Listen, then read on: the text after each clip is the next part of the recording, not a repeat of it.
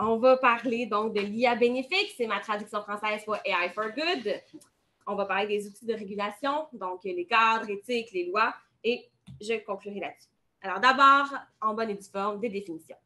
L'éthique, c'est une branche de la philosophie qui étudie les fondements des mœurs et de la morale. La définition formelle, c'est un ensemble de règles ou de conduites qui sont propres à une société ou à un groupe. OK? En quoi ça nous concerne en IA, nous? Mais plus spécifiquement, l'IA responsable, ça regroupe 4 piliers principaux: l'interprétabilité, l'équité, la sécurité, la confidentialité, et j'ajoute à ça aussi l'alignement des valeurs. Donc, toute cette notion-là, justement, d'être responsable, d'être accountable. Aujourd'hui, on va s'intéresser aux deux premiers piliers, pardon, ils sont tous égaux, l'interprétabilité et l'équité. Deuxième définition. Ici, j'ai un axe entre le pessimisme et l'optimisme. J'ajoute un nouvel axe entre les technologies libres et les régulations. De ce côté-ci, on a le courant des techno-pessimistes. C'est quoi ça? Bien, c'est ceux qui veulent bannir l'IA, ceux qui trouvent que l'IA, c'est un gouffre dans lequel on s'enfonce. À l'opposé, on a les techno-optimistes, ceux et celles qui pensent que l'IA nous amène plein de promesses et que tous les défis sont surmontables techniquement. En bas, on a les régulationnistes, ceux qui appuient l'IA, mais qui disent qu'on a besoin de règles. Et enfin, les technocritiques, ceux qui disent qu'il ne faut pas laisser le développement de l'IA aux compagnies qui pensent seulement au profit et que les universitaires, nous, et les utilisatrices et utilisateurs, nous aussi, on doit se réapproprier l'IA. Alors, je vous pose la question. Je fais un sondage dans la classe. Vous êtes qui? À distance, vous pouvez m'écrire des chiffres dans le chat. En classe, qui est techno-pessimiste? Yes, je savais. Qui est techno-optimiste? Ben, il n'est pas honte, il n'y a pas de bonne réponse. Parfait. Régulationniste? On a plus de régulationnistes. Technocritique? OK. Moi aussi, technocritique, je l'avoue. Alors, maintenant qu'on sait qui on est, on peut enchaîner. Dans le chat, ça disait quoi? Dans le chat, ça disait « Merci. » Je les inclus, mais pourtant, j'ai de la misère avec le trackpad. Oui, il est à l'inverse. Chance qu'on fait de l'info. Je pense que je suis remontée en haut complètement. Là. 1, 3. Ah, t'es arrivé. C'est ça, c'est tout. On n'a pas beaucoup de monde à distance. Super. Donc, à distance, c'est comme en classe, beaucoup de régulationnistes. OK. Là, on va parler des biais. Ça va intéresser les techno-pessimistes. Alors, c'est quoi le problème des biais en IA? Bien, en IA, on apprend sur des données. Dans nos données, bien, des fois, on n'est pas bien balancé. Hein? On a plus de représentation d'un certain groupe de la population que d'autres. Donc, ce qui se passe, c'est que si j'ai des données qui comportent principalement des hommes blancs, en le traditionnel exemple, même mon algorithme, mon modèle que je vais produire plutôt, va mal performer sur d'autres groupes de la population, comme les femmes ou des personnes racisées. Quand un algorithme performe mal sur un sous-groupe de la population, ben, on peut avoir des risques de discrimination. Par contre, pour qu'il y ait discrimination, là, au Québec, c'est vraiment protégé par la Charte des droits et libertés de la personne. Donc, il faut vraiment qu'il y ait discrimination selon un attribut protégé. Donc, l'âge, l'orientation sexuelle, l'identité de genre, la capacité, etc. L'idéologie politique aussi. On l'oublie souvent ça. Donc, on a des biais en IA, mais on n'a pas toujours de la discrimination. Mais ça ne veut pas dire qu'on doit attendre d'avoir de la discrimination pour s'occuper des biais dans nos données. Quelles sont les sources de biais? On a des sources de biais qui sont évidemment involontaires. On ne veut pas mal faire, mais ça se passe malgré nous. Donc, on peut avoir des biais dans nos données qu'on utilise. On peut introduire des biais en programmation. Puis, on peut aussi avoir des biais dans nos données de façon indirecte. Dans les données utilisées, c'est le traditionnel exemple, le problème d'échantillonnage. Il y a certains groupes de la population qui sont sous-représentés. L'exemple que j'ai donné tout à l'heure. C'est le cas, par exemple, de Gender Shade, hein, qui est un article très célèbre là, où on parlait des problèmes des algorithmes de reconnaissance faciale qui ne reconnaissaient pas les personnes à la peau noire. Deuxième possibilité d'avoir des biais dans les données qu'on utilise, c'est quand nos données traduisent un comportement social qui est biaisé en soi. Par exemple, les premiers algorithmes de recrutement chez Amazon, bien, il n'y avait pas une pratique discriminatoire ou sexiste nécessairement, mais parce qu'il y avait beaucoup d'hommes, principalement des hommes qui travaillaient chez Amazon, bien, les femmes étaient moins recrutées. On ne l'a pas programmé comme ça, mais ça fait en sorte que, historiquement, on avait un comportement un peu biaisé, puis l'algorithme a appris là-dessus. Même exemple, donc les personnes qui ont des noms non nord-américains, mais sont souvent pénalisées dans ces types d'algorithmes-là. Deuxième source de biais, la programmation. Évidemment, on ne fait pas exprès pour mettre des biais dans nos programmes. C'est des biais inconscients. On est tous humains et humaines. Ça l'arrive. Quelques exemples. L'ancienne version de Tinder, là, je ne sais plus on est rendu où dans cet algorithme-là, mais il y avait le score ILO, donc un score qui rendait certaines personnes plus attrayantes que d'autres en fonction de différentes caractéristiques. Par exemple, les hommes avec un revenu et une éducation plus élevée avaient un score de sexitude beaucoup plus élevé que les femmes du même niveau d'éducation et de revenus. Donc ça, c'était vraiment un biais qui avait été programmé dans l'application parce qu'on pensait que ça allait mieux marcher comme ça. Troisième source de biais, les données indirectes. Donc ça, c'est quand on peut faire des corrélations entre des attributs. Par exemple, le fameux bébé Target, où on a corrélé la grossesse d'une femme avec ses achats chez Target, ou encore, on le voit souvent avec l'attribut de la race, avec le code génétique, ou avec des données comme le code postal, nos deux codes principaux.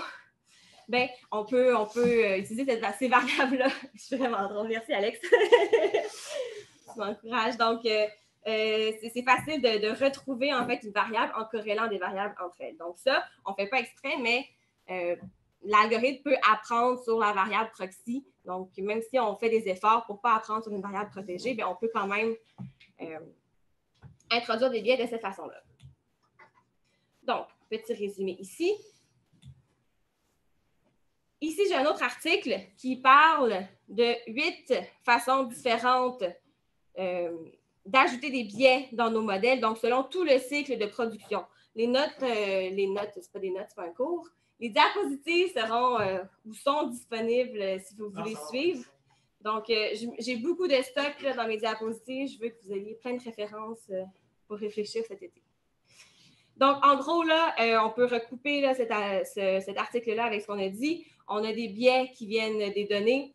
On a des biais un peu en lien avec les données indirectes. Puis, on a beaucoup de biais de programmation. Là, tout ce qui est en noir, c'est des biais liés à la programmation, comme on a discuté.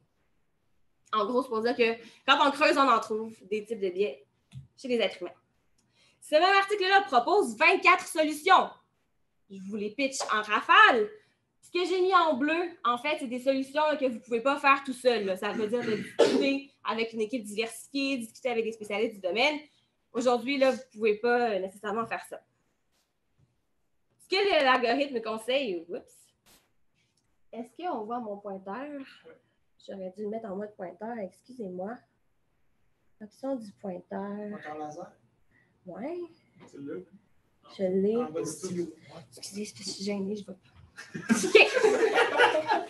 Donc, on en a parlé ce matin. Hein, c'est une bonne pratique de toujours représenter ces données pour voir qu'est-ce qui se passe. Eh bien, c'était pas faux. C'est présenté dans l'article aussi. Vous pourrez lire tout ça à tête reposée. Là. On n'a pas beaucoup de temps aujourd'hui ensemble, mais je voulais vraiment montrer en fait l'ampleur là, de toutes les solutions possibles, de choses qu'on peut faire. Je continue dans la même lignée.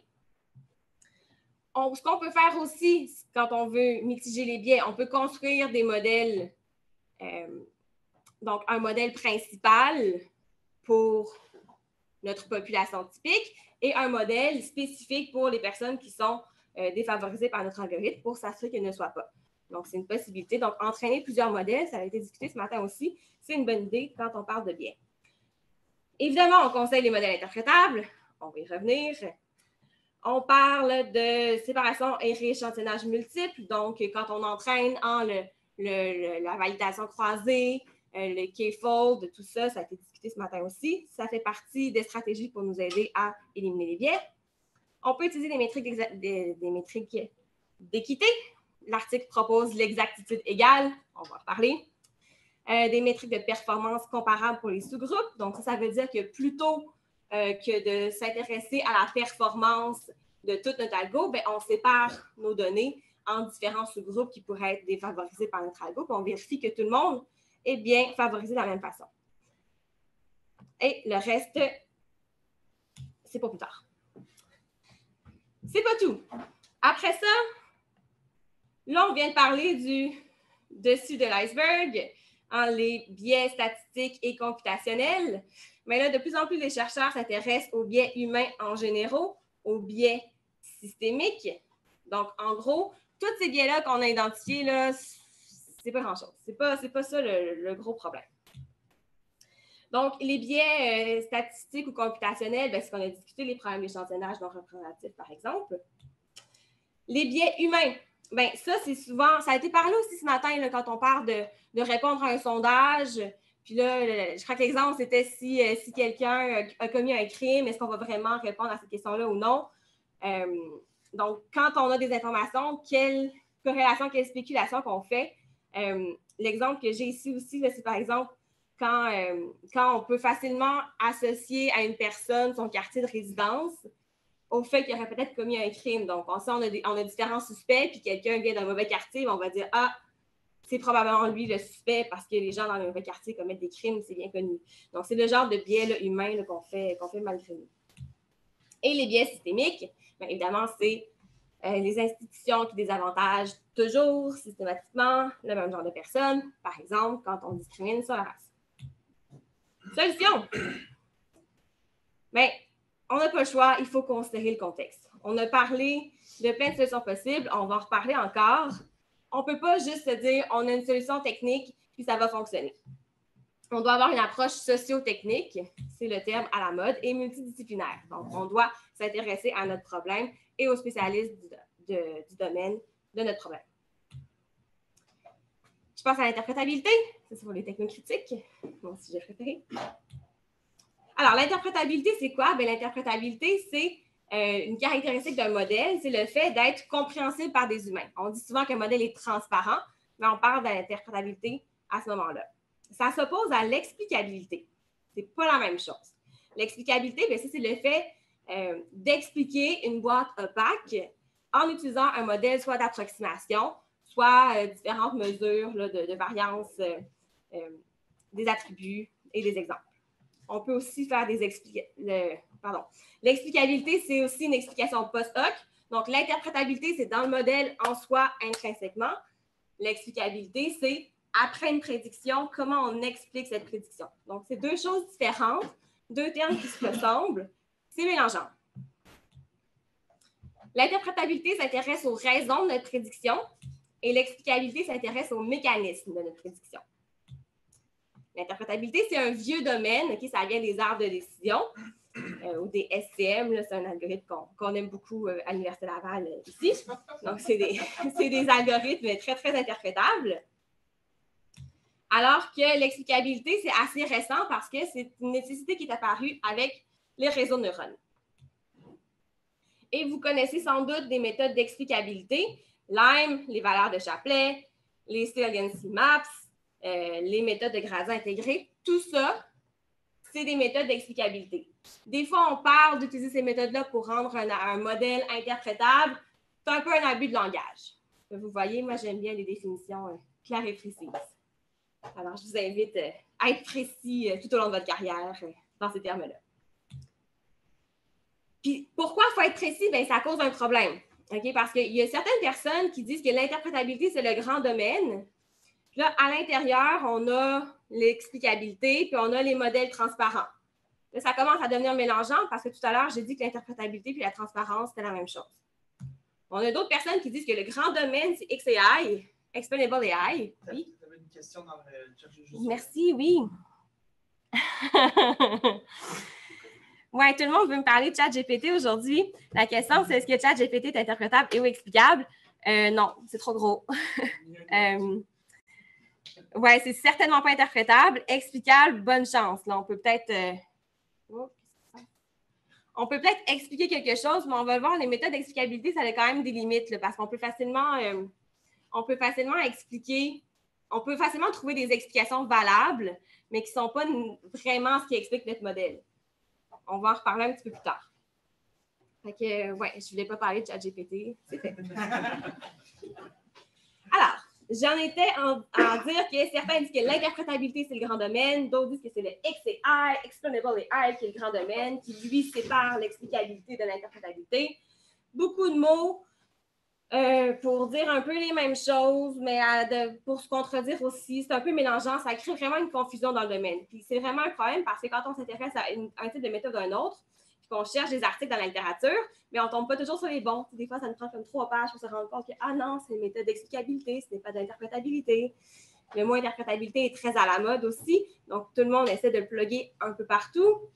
C'est moins rigoureux. On est quand même à l'université, on fait de la science. Je vous invite à utiliser les bons termes le plus possible. Et ce que je vous propose, c'est ce que Cynthia Rodin propose aussi, grande chercheuse sur l'interprétabilité, de complètement séparer les deux domaines. Donc, on a l'interprétabilité, on a l'explicabilité. Puis là, on ne cherche pas à englober un dans l'autre.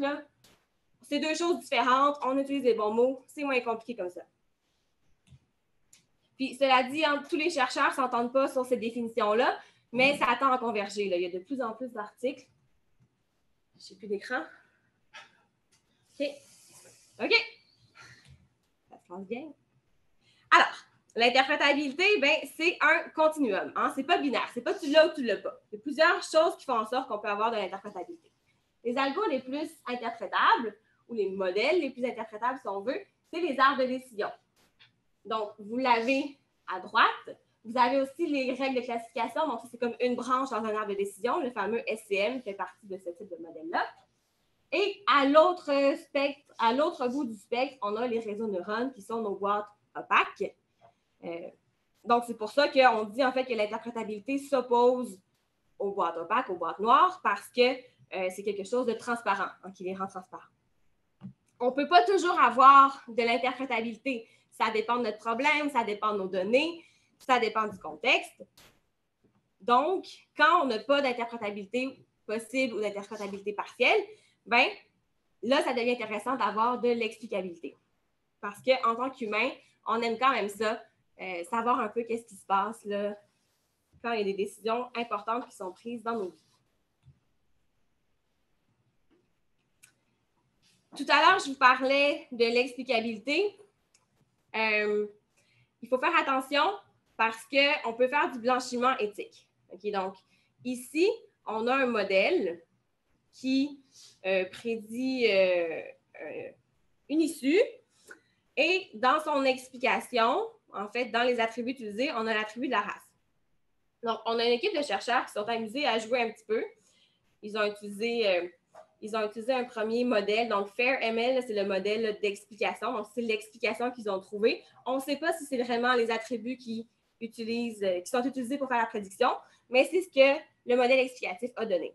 Et eux sont amusés un petit peu à faire des algos qui permettent de rebrasser tout ça et de trouver des explications aussi convaincantes, mais en diminuant l'importance de certains attributs. Pourquoi c'est du blanchiment éthique? Pourquoi c'est du fairwashing? Bien, parce que là, on a un modèle qui performe normalement autant que le modèle utilisé, sauf que ce n'est pas ce nouveau modèle-là qui n'utilise pas la race comme attribut qui est utilisé. On utilise le premier modèle qu'on ne sait pas trop qu'est-ce qui se passe, ou on ne veut pas dire qu'est-ce qui se passe, hein, parce qu'une boîte noire, un algorithme opaque, ça ne veut pas dire que le mécanisme est trop compliqué pour le comprendre. Ça peut aussi être un modèle qui est protégé par un brevet auquel on n'a pas accès. Donc, on a des boîtes noires qui sont interprétables juste par la loi du marché. Mais bon, donc le problème avec l'explicabilité, c'est qu'on peut trouver des explications aussi bonnes, mais qui vont cacher finalement qu'est-ce qui se passe derrière le modèle. Parce qu'au final, si on trouve une explication aussi bonne, qui utilise des attributs d'une façon qui nous intéresse plus, pourquoi on n'utiliserait pas ce modèle-là? Pourquoi garder le premier modèle? Donc, il faut faire attention avec l'explicabilité, c'est une de ses limites. Donc, c'est pour ça que j'aime beaucoup les algos interprétables, mais ce n'est pas toujours possible. On dit souvent qu'il y a un compromis entre l'interprétabilité et l'exactitude, donc la performance, l'accuracy. En fait, c'est une fausse dichotomie. Il n'y a pas de preuves scientifiques. Je n'ai aucun article qui dit ça. C'est un espèce de lieu commun qu'on répète depuis très longtemps. Si vous avez des articles, envoyez-les-moi. En fait, ce qui se passe, c'est que l'interprétabilité mènerait même à des meilleures performances parce qu'on sait qu'est-ce qui se passe dans notre modèle. Donc, on peut débugger, améliorer. D'où est-ce que ça vient, cette idée-là qu'il y aura un compromis? En fait, ça vient qu'on compare un peu deux choses différentes. Quand on a des données brutes, comme des images ou du texte, bien, là, on n'a pas le choix d'utiliser des réseaux de neurones. C'est le genre de modèle qui performe bien sur ce type de données-là. Quand on a des données tabulaires, bien là, les modèles comme les arbres de décision performent beaucoup mieux sur ce type de données.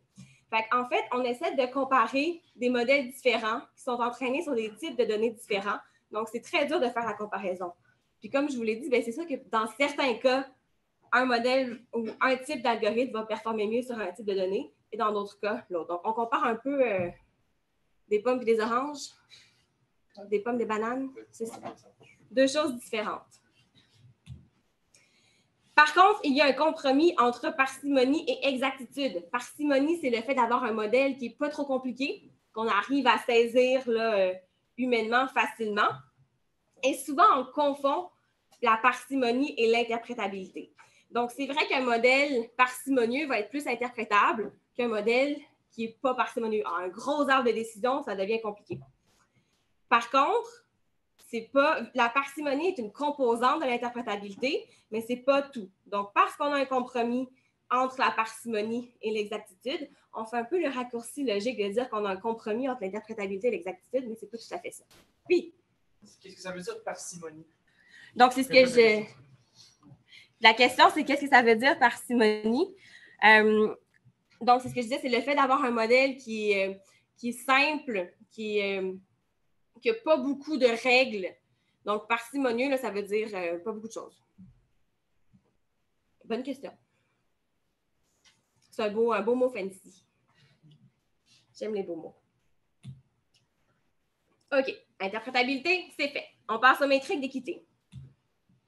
Il y a beaucoup de choses à dire sur les métriques d'équité. En anglais, c'est le terme fairness, si vous cherchez dans la littérature. Donc, c'est quoi? C'est une abstraction mathématique qui nous permet de décider ou d'avoir une idée si notre modèle est équitable ou non. Quand vous aurez accès aux références, vous pourrez vous amuser. Ici, j'ai un tutoriel qui comporte 21 définitions différentes. Ici, j'ai un article avec une vingtaine de définitions différentes aussi. Ce n'est pas des définitions différentes, mais c'est plutôt des équations différentes pour calculer si les modèles sont équitables ou non. On peut calculer l'équité de différentes façons. On peut faire la discrimination directe ou indirecte d'un attribut. Donc, s'intéresser à savoir est-ce qu'un modèle performe mieux en considérant ou non un attribut qui pourrait être protégé. On peut faire de l'équité individuelle ou collective. Donc, vérifier si à individu égal, on a le même type de performance ou à tous les individus d'un même groupe reçoivent la même prédiction.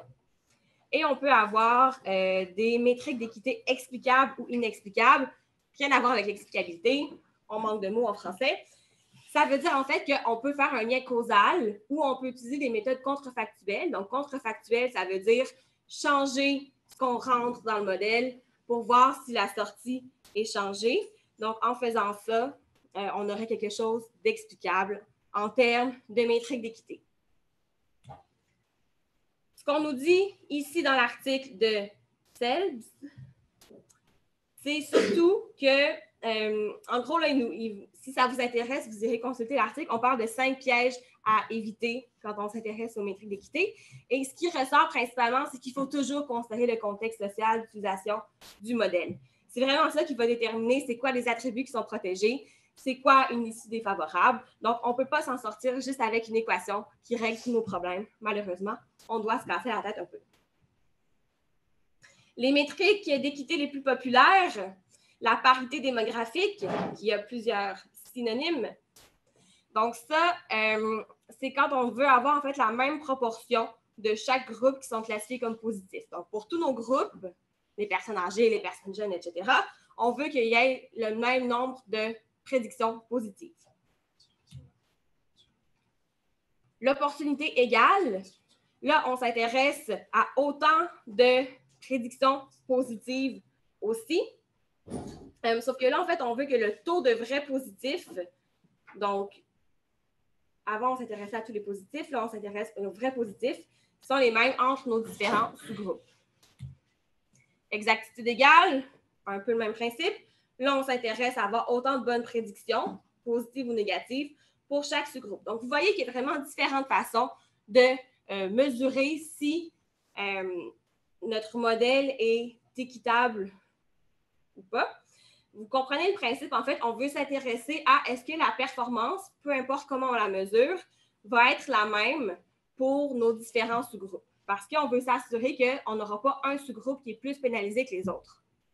Par exemple, les femmes, par exemple, les personnes âgées, par exemple, les personnes racisées. Vous comprenez le principe. Ça peut être compliqué de choisir la métrique d'équité qui nous intéresse. Alors, vous aurez en référence un bel arbre de décision pouvant vous indiquer quel chemin passer pour refaire vos premiers tests cet été avec les métriques d'équité. Donc, si vous voulez les utiliser dès maintenant, qu'est-ce qu'il faut faire? D'abord, il faut définir quelques trucs. Il faut définir c'est quoi nos groupes protégés. Donc, selon votre problème, est-ce qu'il y aurait des risques de discrimination, par exemple, pour les personnes âgées? Il faut déterminer c'est quoi les métriques qui vous intéressent, les faux positifs, par exemple. Et finalement, vous devez déterminer le critère d'équité du modèle. Est-ce que vous allez décider que votre modèle n'est pas équitable s'il y a une métrique qui ne performe pas bien, si plusieurs métriques ne performent pas bien? Est-ce que vous avez plusieurs groupes protégés? Est-ce que vous avez considéré l'intersectionnalité? Un autre beau mot, ça veut dire qu'une personne peut être victime de discrimination de plusieurs façons. Par exemple, si on revient à Gender Shade, mais la chercheuse qui a publié l'article, c'est une femme noire. Donc, pour elle, l'algorithme de reconnaissance faciale fonctionnait encore moins bien parce qu'elle était femme et parce qu'elle était noire. Donc, il faut penser à tout ça. Une fois que vous avez déterminé tout ça, vous pouvez faire des beaux graphiques. Et ça, c'est vraiment intéressant parce que souvent, on s'intéresse à l'accuracy, à notre exactitude pour choisir nos modèles. Mais là, on vous propose de faire un comparatif entre les modèles qui sont performants et des modèles qui sont biaisés ou non. Puis là, il faut trouver un compromis entre les deux. Puis c'est pas nécessairement une mauvaise chose d'avoir une perte d'exactitude, hein, parce qu'on a vu des fois nos données traduisent des comportements biaisés sociaux. Fait que des fois, s'éloigner du benchmark, qui n'est peut-être pas l'issue sociale qu'on voulait avoir, c'est pas une mauvaise chose. C'est d'avoir un modèle qui est un petit peu moins performant. Si on est capable d'analyser puis se rendre compte qu'il est moins performant, mais parce qu'il fait moins de biais que ce qu'on faisait avant, c'est peut-être intéressant aussi. Donc, l'accuracy, c'est pas tout. Et ça, vous savez déjà, vous l'avez vu. Donc, notre meilleur modèle, ça va être celui qui est le meilleur pour toutes les métriques d'équité qui nous intéressent.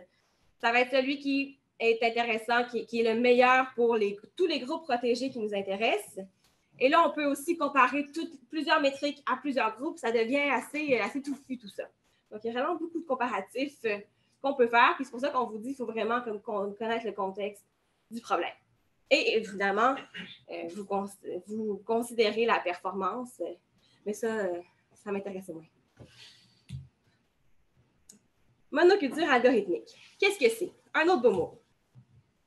Alors, la définition forte de la monoculture algorithmique, c'est le fait que plusieurs décisionnaires vont dépendre du même algorithme. Définition faible, ça veut dire que plusieurs décisionnaires dépendent d'algorithmes similaires. Donc, ça veut dire qu'une personne va avoir toujours la même issue, soit en utilisant le même algorithme qui est utilisé dans la société. Donc, J-algorithme, en fait, je devrais dire modèle plutôt. Donc, on va avoir de la monoculture algorithmique quand un même modèle est utilisé à plusieurs endroits dans la société et qui va toujours rendre le même type de décision pour une personne. Puis, ça va être de la monoculture algorithmique aussi quand, selon une définition plus relaxée, c'est le même type de modèle. Donc, ce n'est pas le même modèle nécessairement, mais c'est le même genre de modèle. Et là, ça donne des issues homogènes. Donc, ça, c'est le résultat de la monoculture algorithmique. Donc, ça veut dire qu'une personne va recevoir tout le temps le même résultat, souvent défavorable, pour différents décisionnaires. Et là, on parle de défaillance systémique quand tous les décisionnaires là, sont défavorables pour une personne. Comment est-ce qu'on se ramasse avec de la monoculture algorithmique? Bien, c'est souvent le cas quand on utilise le même modèle dans un domaine. Par exemple, si vous cherchez une job en info dans une grande compagnie, mais il y a des chances qu'ils utilisent le même genre de processus de recrutement, le même genre de modèle pour faire le tri dans les candidatures. Donc, si vous êtes refusé une fois, vous risquez d'être refusé ailleurs, toujours pour les mêmes raisons. En plus, si le modèle est opaque, vous ne savez pas pourquoi, vous ne pouvez pas vous améliorer, c'est pas le fun. Vous pouvez aussi avoir le même modèle qui est adapté dans différents domaines. Donc, ici, j'ai mis l'exemple de HireVue. C'est un algorithme de recherche d'emploi aussi. Puis, si vous voyez là, dans toutes les industries qu'il utilise, c'est en santé, dans le secteur public, les technologies, en industrie, soins hospitaliers, services financiers, sur les campus. Donc, vraiment, comme c'est un algorithme aux États-Unis qui est utilisé beaucoup. Mais même chose, si vous vous faites refuser toujours pour avoir une job en info, vous décidez de changer de domaine, mais vous risquez de vous faire refuser encore. Donc là, c'est vraiment un bel exemple de monoculture algorithmique. Et ça peut aussi venir du fait qu'on utilise tout le temps les mêmes données. C'est assez commun en recherche d'utiliser les mêmes données. Ça coûte cher de produire des données, c'est compliqué de nettoyer un jeu de données, remplir les manquants, on les enlève-tu, on les enlève-tu pas, on ne sait pas. Puis, des fois, on a besoin de beaucoup de données, puis bien, les données, on les a toutes à la même place dans les banques de données. Donc, c'est fort probable que les modèles différents qu'on va entraîner sur les mêmes données vont avoir des issues similaires. Donc, ça aussi, ça peut causer ce phénomène de monoculture algorithmique. Est-ce qu'il y a discrimination dans ce temps-là? Bien, ça dépend. Si vous avez un contexte où vous avez un mauvais score de crédit, puis qu'on vous refuse un prêt, bien là, ça fait du sens. Par contre, si on vous refuse des assurances santé parce que vous avez un mauvais score de crédit, là, moins. Évidemment, ça, on peut seulement savoir si on a un modèle interprétable qui nous dit les raisons du refus. Donc, c'est possible qu'il y ait des biais sur les groupes qui sont des groupes protégés qui sont systématiquement exclus. Puis, c'est encore plus possible qu'il y ait des biais sur les sous-groupes intersectionnels dont on parlait tout à l'heure, c'est-à-dire les personnes qui subissent la discrimination de plusieurs façons. Donc, évidemment, ça tombe toujours sur les mêmes. C'est ça le problème. Solution? On a des solutions techniques, nos métriques d'équité. On a utilisé plusieurs, être précis, utiliser le concept d'intersectionnalité, donc croiser des attributs. J'ai touché quelque chose? OK. On a des solutions philosophiques ou sociales.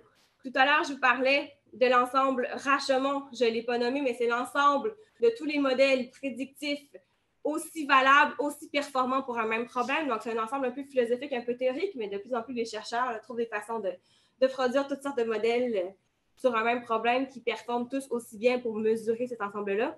Donc, souvent, on pense qu'on a un modèle, qu'on a une explication, mais on en parlait tout à l'heure, on a souvent plusieurs explications pour un même problème. Donc, explorer cet ensemble-là peut devenir intéressant pour avoir des prédictions différentes. Parce que performer de manière égale, ça veut dire avoir un taux de performance similaire. Ça ne veut pas dire qu'on prédit les mêmes choses sur tout le monde, dans chaque algorithme. Les modèles interprétables aussi nous aident à lutter contre cette pratique. Selon des chercheurs, il faut aussi lutter contre la généralisation. Donc, on a tendance en industrie, mais en académique aussi, quand on produit un modèle, on veut le généraliser dans le sens qu'on veut que ce modèle-là soit appliqué à toutes sortes de problèmes différents, soit appliqué à tous les hôpitaux, à tous les supermarchés, partout dans le monde, et de s'enrichir et tout ça. Ben ça, c'est justement comme ça qu'on cause le problème de monoculture algorithmique. Donc, il faut penser local, plus petit, centralisé. Donc, évidemment, ça ne veut pas dire de garder les modèles protégés, mais ça veut dire de partager les recettes qui nous permettent de faire nos modèles plus que partager les modèles en tant que tels. Et de favoriser l'expertise locale décentralisée. J'avance un peu vite parce que je vois le temps.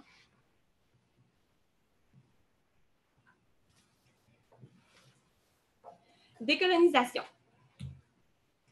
Alors, si on veut décoloniser, ça veut dire qu'il faut admettre qu'il y a de la colonisation en IA. Qu'est-ce que ça veut dire? Bien, ça veut dire que l'industrie de l'intelligence artificielle est dominée par les mêmes groupes historiques, souvent les pays colonisateurs. Qu'est-ce qui se passe? Bien, on perpétue toujours les mêmes préjugés. On ne fait pas exprès, c'est souvent par négligence. J'ai pas besoin de vous en convaincre. Pensez aux GAFAM, c'est les mêmes 5 partout qui font tout. Qu'est-ce qui se passe? Bien, c'est souvent une dynamique nord-sud. Donc, on a le nord qui fabrique le code et les produits. On a le sud qui, lui, est exploité pour ses ressources matérielles pour produire les dites machines. Le nord récolte les profits et s'enrichit avec les données des autres. Le sud est exploité pour ses ressources humaines, pour étiqueter les données ou pour modérer les contenus sur les réseaux sociaux, par exemple. Le nord impose donc sa vision du monde et ses propres biais. Au sud, qui, lui, dépend du nord et qui subit parfois du bêta-testing. Par exemple, les algorithmes de reconnaissance et de biométrie sont souvent testés dans les camps de réfugiés. Donc, parce qu'on n'est pas prêt d'avoir ça dans nos vies tout de suite. On veut vérifier si ça fonctionne bien avant, donc on va vérifier si ça fonctionne bien sur les réfugiés. Notez l'ironie dans mon ton. Donc, le Nord contrôle notre expérience des technologies et le Sud est piégé avec des modèles qui sont peu performants. Peu performants parce qu'ils sont souvent discriminatoires sur ces populations-là et parce qu'en plus, ils nécessitent souvent beaucoup de ressources computationnelles ou électriques qui ne sont pas accessibles. Oui, question? Est-ce que c'est une genre de métaphore où on parle vraiment du nord-sud, genre des hémisphères nord-sud? Est-ce que c'est une métaphore où on parle vraiment du nord et du sud? C'est vraiment le nord et le sud. Donc, vraiment, l'Occident, l'Amérique du Nord, ont une attitude assez coloniale envers l'Afrique, l'Asie, l'Amérique du Sud. La Chine, c'est compliqué. Ouais. J'aime mieux pas en parler.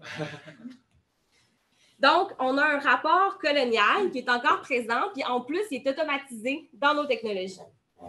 Puis ça, ben, c'est problématique parce que souvent, on ne questionne pas nos technologies parce qu'on se dit « Ah, mais c'est une machine qui a pris la décision, il n'y a donc pas de biais humain. » Non, on l'a vu, c'est faux. Alors, la colonisation existe en intelligence artificielle. Qu'est-ce qu'on fait pour s'en débarrasser? Mais d'abord, il faut en prendre conscience. Hein, ce n'est pas un concept dépassé, c'est encore présent. Le système colonial continue d'exister. Il faut refuser les fameuses technologies coloniales. Ça, je parle principalement pour les populations du Sud, mais ça, pour refuser des technologies, par exemple, américaines, mais il faut pouvoir le faire. Il faut avoir le choix. Il faut avoir des alternatives. Déjà ça, ce n'est pas évident. On veut redistribuer les ressources monétaires, académiques. On veut produire des outils locaux. On en a parlé tout à l'heure avec la monoculture algorithmique. Ça se trouve que c'est bon pour décoloniser aussi. Ça tombe bien. On veut produire des outils qui sont fondés sur l'éthique et l'équité.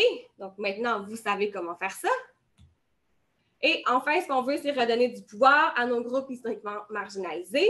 Et on veut surtout leur redonner un pouvoir décisionnel, donc de gouvernance, prendre leurs propres décisions sur les algorithmes qui les intéressent. Et un exemple de qu'est-ce qu'on peut faire dans notre quotidien pour lutter contre la décolonisation, c'est de produire de la science en français. Parce que quand toute la science est produite en anglais, il y a des questions d'accès à la science, accès à l'information. Et là, on n'est pas du tout dans une optique où on redonne le savoir aux populations locales qui ne parlent pas nécessairement anglais. Donc, on est bien parti. Je passe rapidement à mes 2 dernières sections. L'IA bénéfique, ma traduction, ma francisation de AI for Good, parce que je voulais faire de la science en français.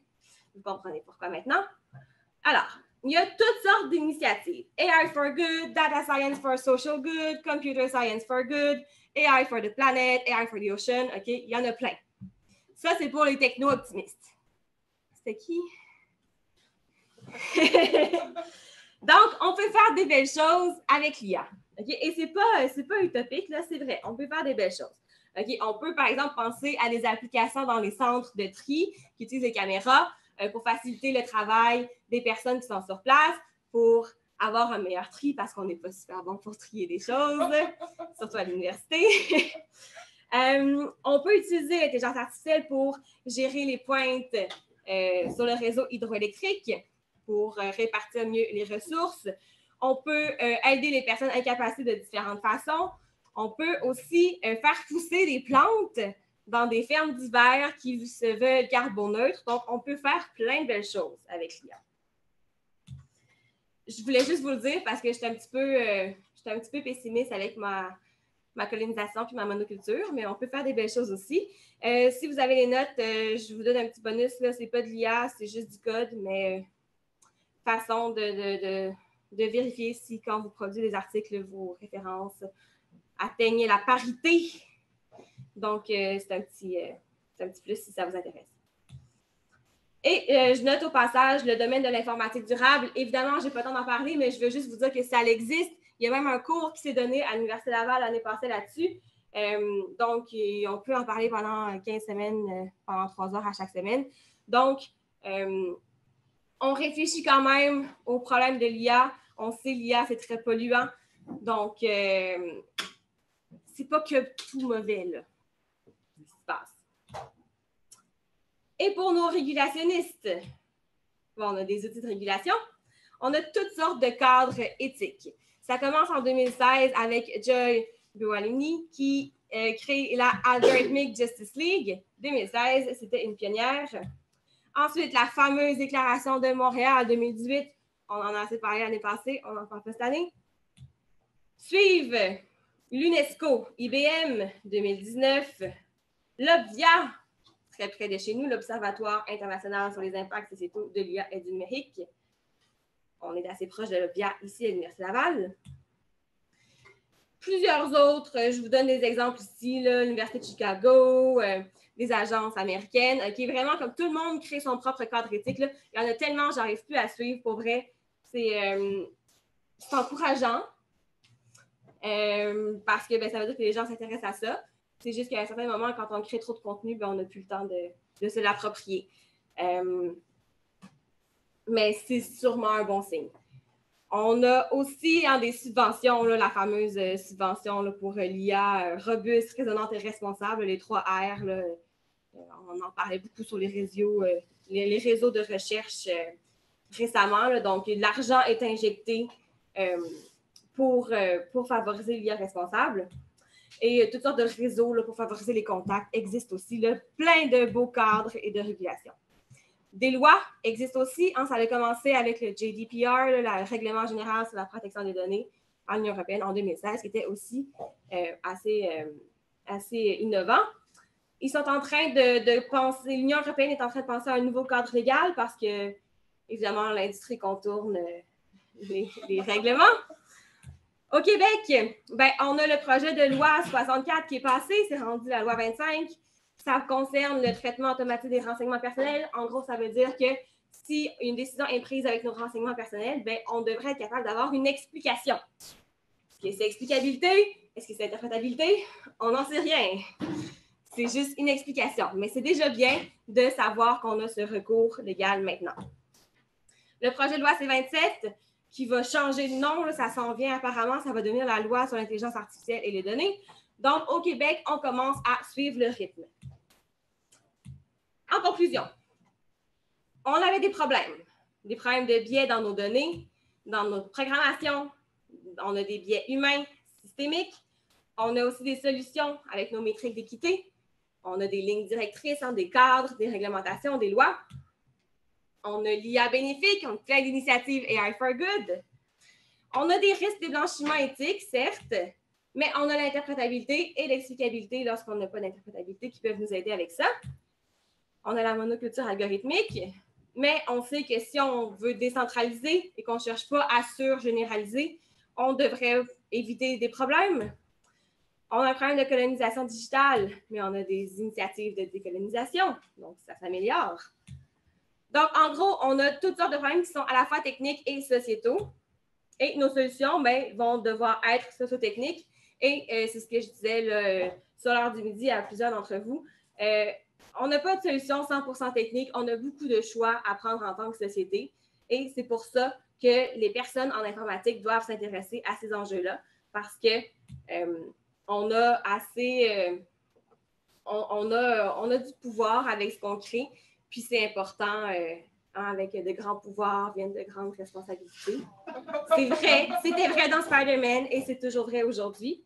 Alors, pour conclure, je reviens au titre de ma présentation. Je vous ai parlé de mes belles expressions québécoises. Qu'est-ce que je réponds maintenant à mes détracteurs quand on m'accuse de pelleter de la boucane ou de pelleter des nuages? Ben, moi, je vous dis que l'IA responsable, OK, c'est pas vrai qu'on va pelleter ça en avant. C'est un problème urgent et il faut s'en occuper maintenant. Quand on m'accuse de pelleter de la boucane, ben, c'est pas vrai. L'IA responsable, c'est utile et ça sert à tout le monde. À ceux qui pelletent la neige dans la cour du voisin, ben, moi, je vous dis que ça concerne autant l'éthique que l'informatique. Puis surtout, ça concerne les utilisateurs et les utilisatrices. Et ça, c'est tout le monde. Et enfin, ben oui, il y a un peu de pelletage de nuages. Oui, c'est vrai que c'est bien beau, ces spéculations-là, mais c'est pas juste beau, c'est aussi tangible, c'est possible et c'est réaliste. Donc, ce qu'il faut se rappeler, c'est que les décisions sont prises par des modèles. La responsabilité, par contre, est portée par une personne. Et les conséquences sont sur les êtres humains et la planète. Donc, je conclus sur les mots de ma collègue Ève Beaumont, qui est une juriste. Je ne suis pas certaine qui est étudiante en droit, je ne sais pas si c'est des juristes officiellement maintenant, qui, dans une conférence récemment, là, nous invitait tous, chercheurs et chercheuses en IA, à se poser la question, à chaque fois qu'on veut créer une solution technologique en intelligence artificielle, est-ce qu'on a vraiment besoin d'une solution en intelligence artificielle pour régler ce problème-là? On l'a vu, souvent, on a des problèmes socio-technique, donc notre solution ne peut pas être 100% technique et des fois, c'est même une solution 100% sociale. Ce n'est pas l'intelligence artificielle qui va régler tous nos problèmes. Je vous remercie. J'ai fait ça vite.